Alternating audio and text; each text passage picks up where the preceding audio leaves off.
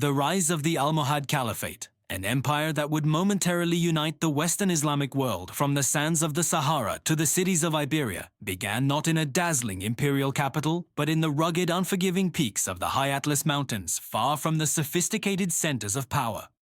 This movement was the vision of a charismatic, fiercely disciplined, and highly educated Masmuda Berber scholar named Muhammad ibn Tumart, a man born around 1080, who dedicated his early life to travel and religious study in the great Islamic centers of the East, including Baghdad and Damascus.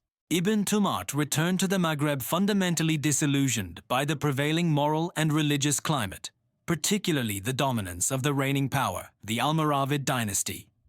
He viewed the Almoravids, who had started as equally devout reformers but had since grown wealthy, lax, and doctrinally questionable, as having compromised the purity of Islam. Specifically, he condemned their Maliki school of jurisprudence for its over-reliance on consensus and tradition, which he felt obscured the clear, singular truth of God. Ibn Tumart proclaimed a radical return to the fundamental monotheism of Islam, a doctrine he termed al-Tawhid, or the oneness of God, and thus his followers became known as al-Muwahidun, or the Unitarians, the Almohads. His doctrine was rigidly puritanical and literalist, insisting on the spiritual and legal necessity of adhering strictly to the Quran and the Sunnah, rejecting anthropomorphic interpretations of God, and forcefully enforcing public morality. He successfully convinced his followers that the Almoravid leaders were compromisers, even heretics, who had fallen into tajsam, anthropomorphism, by allowing physical attributes to be ascribed to God, and thus holy war against them was justified. Ibn Tumart did not stop at scholarly critique. He quickly moved to establish a political and religious hierarchy centered around himself. Settling in the Masmuda heartland of the Atlas Mountains, specifically the village of Tinmal, he declared himself the Mahdi, the divinely guided restorer of justice and truth, a title that lent messianic authority to his movement and cemented his absolute spiritual and temporal leadership. He institutionalized his movement with a strictly hierarchical structure. The Council of 10, comprising his earliest and most trusted followers, the Council of 50, drawing from various Masmuda tribes, and a community of faithful students and enforcers who carried out his moral inspections and military preparations. This meticulous organization, coupled with his potent spiritual charisma, allowed him to unite the Masmuda and other neighboring Berber tribes, forging them into a cohesive, disciplined military force fueled by religious zeal, a crucial step, as the Berber tribes had historically been difficult to unify under a single central authority. The movement transitioned from a religious revival to a military threat with the death of Ibn Tumart around 1130. His successor, Abd al-Mu'min al-Gumi, a Zanata Berber who had been one of the Council of 10, faced the immediate challenge of maintaining the Mahdi's authority without claiming the Mahdiship himself.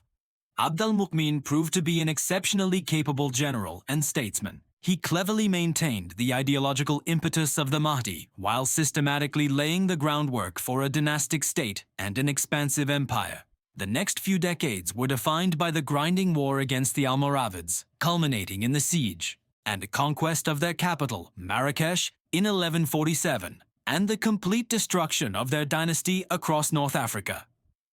Abd al-Mu'min then proclaimed himself caliph, adopting the title Emir al-Mu'minin, Commander of the Faithful, effectively establishing the Almohad Caliphate as a successor state to the earlier universal caliphates of Islam, and declaring a new imperial epoch in the West. With the Maghreb secured, the Almohad swiftly inherited the problem of Al-Andalus, Islamic Spain. The collapse of the Almoravids there had triggered a new era of taifa, petty kingdoms, infighting, leaving the region fragmented and vulnerable to the relentless advance of the Christian kingdoms of Castile, Aragon, and Portugal. Abd al-Mu'min recognized the existential threat and began incorporating the Andalusian territories into the Almohad Empire, a task largely completed by 1172.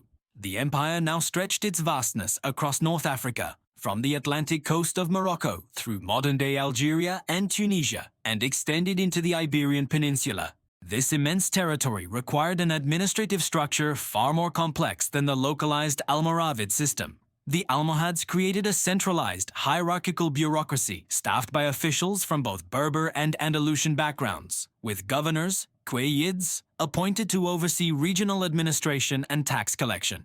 Crucially, the Almohads implemented religious uniformity, mandating their specific, strictly Unitarian theology and marginalizing the Maliki scholars who had dominated previously. The empire reached its cultural and military zenith under Abd al-Mu'min's son, Abu Yaqub Yusuf I, and his grandson, Abu Yusuf Yaqub al-Mansur, the Victorious. The capital of Marrakesh became a magnificent imperial city, a hub of culture and scholarship, though the Almohads also heavily invested in Seville, which served as their effective capital in Al-Andalus. Seville flourished, becoming the site of architectural masterpieces like the Great Mosque, whose towering minaret, later known as the Giralda, remains one of the most recognizable structures in Spain.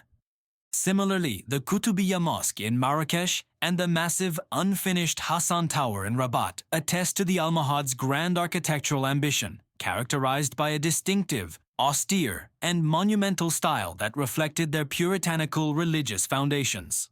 Militarily, the Almohads were innovative. They maintained a core of fiercely loyal Masmuda and Sanhaja Berber troops, but also incorporated Christian mercenaries, Andalusian heavy cavalry, and Turkish slave soldiers, creating a complex, professionalized army distinct from the tribal forces of earlier dynasties. This military prowess was tested frequently on the Iberian frontier. The Christian Reconquista was gaining momentum, and the Almohad rulers saw the defense of Al-Andalus as a holy obligation. The great test came under Caliph Yaqub al-Mansur, who decisively routed the armies of Alfonso VIII of Castile at the Battle of Alarcos in 1195. This victory was a crushing blow to the Christian cause, halting the Reconquista for several decades and earning Yaqub the epithet al-Mansur. Following this triumph, Almohad power was seemingly unassailable. They exerted political and economic influence over the entire Western Mediterranean. However, the foundations of the empire, though strong, contained inherent fault lines. The empire relied heavily on the continuation of military success and the rigid enforcement of the foundational, puritanical ideology. Furthermore, while the Masmuda tribes formed the ideological core of the movement, the need for administrators and soldiers from other ethnic groups, including Andalusians, and rival Berber factions created continuous internal tension between the original elite and the necessity of imperial integration. Succession crises were also endemic, with the death of each caliph often triggering civil wars or major rebellions as regional governors and rival family members vied for power. The slow, internal political decay and the exhaustion of continuous Iberian warfare set the stage for the dramatic and irreversible turning point of 1212. The Christian kingdoms, chastened by Alarcos, had united under papal encouragement into a powerful coalition army, a European-wide crusade bolstered by French and other European knights. The Almohad Caliph Muhammad al-Nasir, al-Mansur's son, mobilized a massive force, crossing the Strait of Gibraltar to meet this threat. The resulting confrontation, the Battle of Las Navas de Tolosa, was a disaster of apocalyptic proportions for the Almohad Empire. Fought in the scorching heat of the Andalusian summer, the Almohad army, despite its size, suffered from poor cohesion, tribal rivalries, and logistical failure.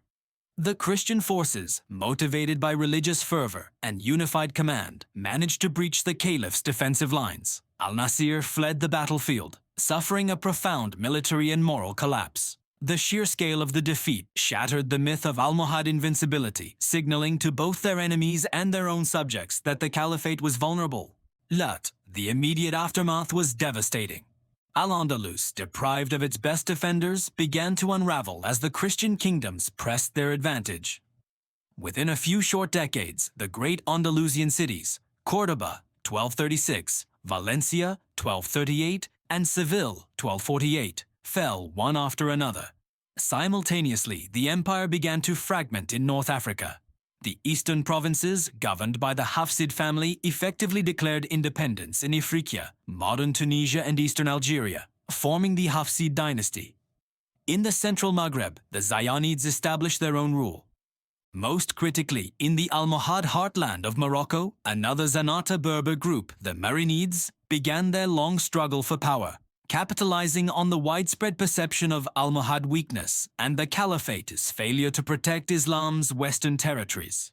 The Almohads became increasingly unable to enforce their centralized authority, retreating into a smaller core kingdom around Marrakesh. Driven by internal strife, succession disputes, and the constant pressure of the Marinid forces, the last Almohad Caliphate was eventually overthrown in 1269, bringing an end to the era of the Unitarians. What remained of their once magnificent empire, the last great unified state of the Maghreb and Al-Andalus, fractured into three successor states: the Marinids in Morocco, the Zayanids in Algeria, and the Hafsids in Tunisia, leaving a profound and enduring legacy in the architecture, scholarship, and political structure of the region, even as their theological zeal gave way to the practical necessities of regional power.